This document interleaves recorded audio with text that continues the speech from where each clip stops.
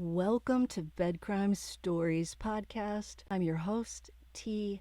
Hope you're all doing well.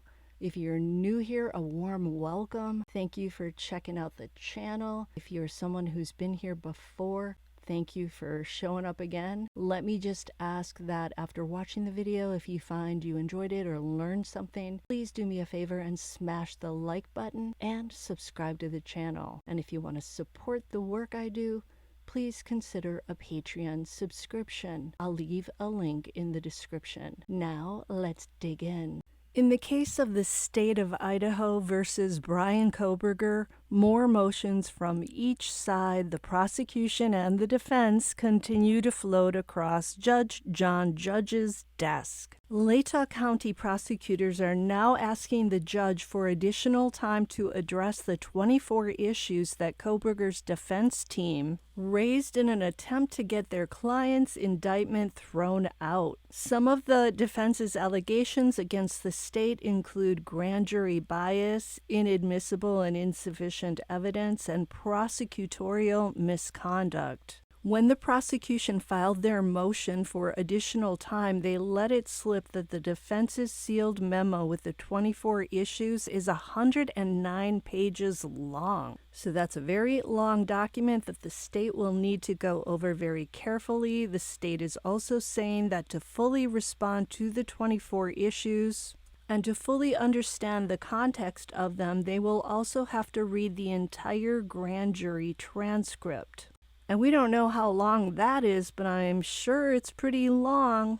The state is currently scheduled to respond to the defense's 24 issues by August 30th and to present their arguments in a hearing with the judge on September 1st.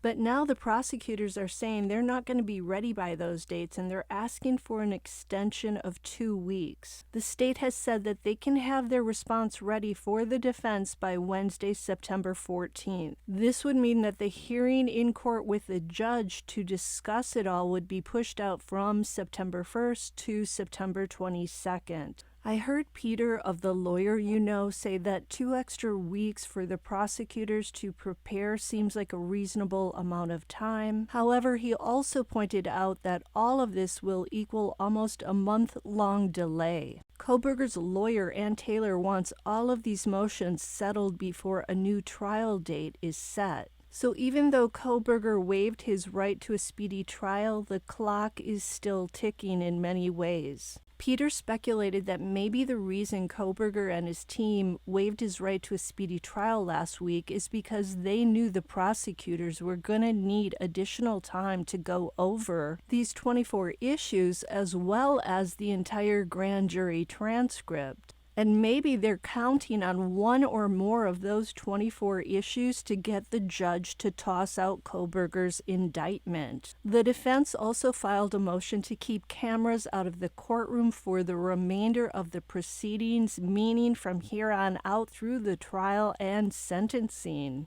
So the defense is claiming that the press has failed to obey the court's directive, which was made on June 27th, to not exclusively photograph and record Bryan Kohberger and to focus instead on wide shots of the courtroom. They are further claiming that images and recordings taken of Kohberger in court may interfere with his right to a fair trial. His lead attorney, Ann Taylor, attached some pictures to the motion as examples of images focused on Kohberger that were taken from the court hearing footage.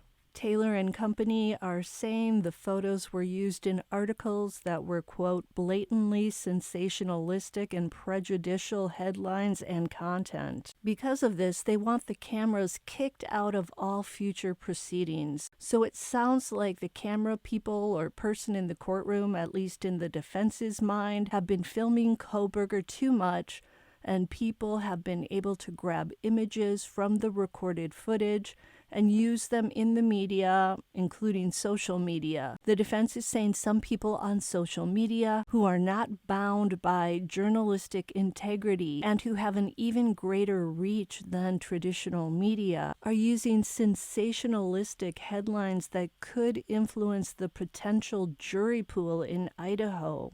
and make it nearly impossible for Kohberger to find fair, impartial, and unbiased jurors. Apparently, Kohberger's fly was down at some point and people in the media were commenting on it. I must have missed that. I can tell you this, the last place that I'm looking on Kohberger is his crotch. I tend to stare at his face and try to figure out his facial expressions. I have zero interest in the crotch. The defense also feels the cameras pointed on them and Kohberger are distracting, and they're fearful that documents that are meant to only be seen by them could be visible to the camera. The judge has not yet ruled on this motion. Some people are saying they believe he will rule that cameras should not be in the courtroom, and this is because of his previous admonitions to keep them off of Kohberger. It's possible that the judge will make a ruling about this during the September 1st hearing if they keep that date for that hearing. But of course, cameras in the courtroom can also be beneficial to Kohberger because they force the lawyers and judge to play by the rules and offer a way for the public to help monitor the judicial system. The Sixth Amendment to the U.S. Constitution guarantees an accused person the right to a public trial and is aimed at creating transparency, fairness, and accountability. I think it's safe to say that Bryan Kohberger's trial will not take place in 2023 and will likely occur in 2024. So that's my synopsis of the latest happenings in the state of Idaho versus Bryan Kohberger. I hope it helps. I'll stay tuned to see what else goes down before that September 1st hearing, which is basically right around the corner. And I'll see you next time on Bed Crime Stories. I hope each and every one of you has a great day.